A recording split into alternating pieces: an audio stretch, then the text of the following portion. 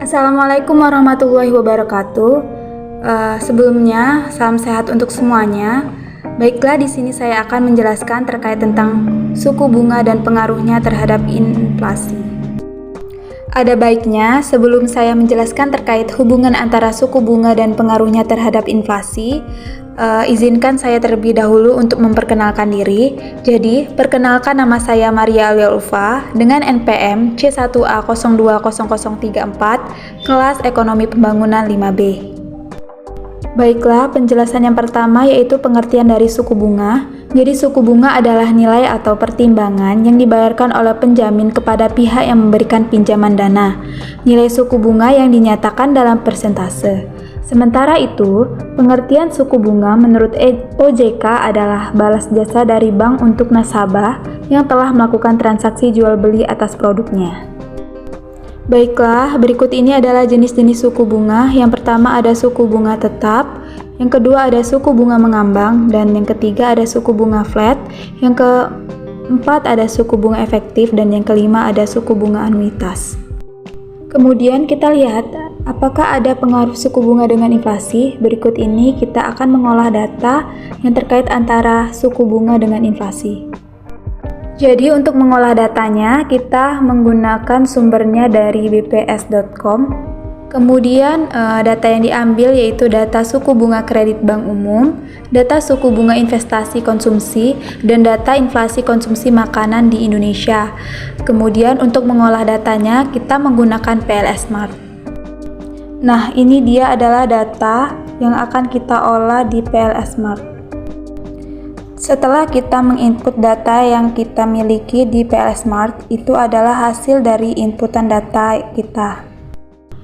Berdasarkan hasil penelitian yang diperoleh bahwa data dengan variabel laten endogen yaitu inflasi, konsumsi yang diukur melalui variabel laten eksogen yaitu suku bunga kredit bank umum dan suku bunga investasi konsumsi, ketiga variabel tersebut masing-masing memiliki indikator yang mempengaruhinya.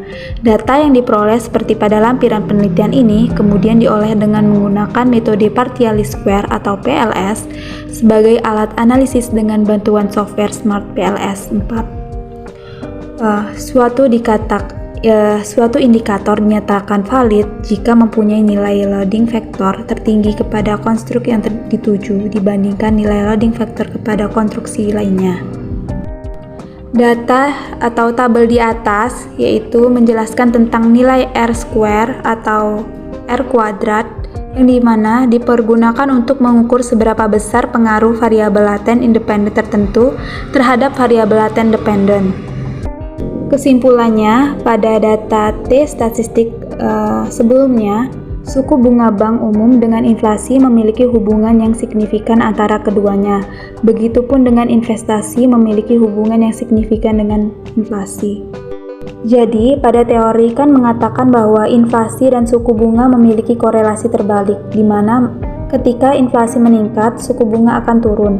Demikian pula sebaliknya, ketika suku bunga turun atau rendah, permintaan terhadap pinjaman akan lebih banyak, di mana masyarakat akan memilih untuk meminjam lebih banyak uang daripada menabung.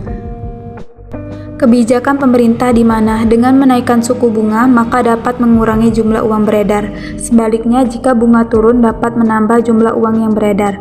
Untuk mengatasi inflasi, kebijakan politik diskonto yang perlu dikeluarkan oleh bank sentral adalah menaikkan tingkat suku bunga. Menurut pendapat saya sudah cukup baik dan benar. Itulah video terkait tentang hubungan antara inflasi dengan suku bunga. Apabila ada salah kata, pengucapan ataupun pemahaman, saya mohon maaf. Saya akhiri. Wassalamualaikum warahmatullahi wabarakatuh. Terima kasih.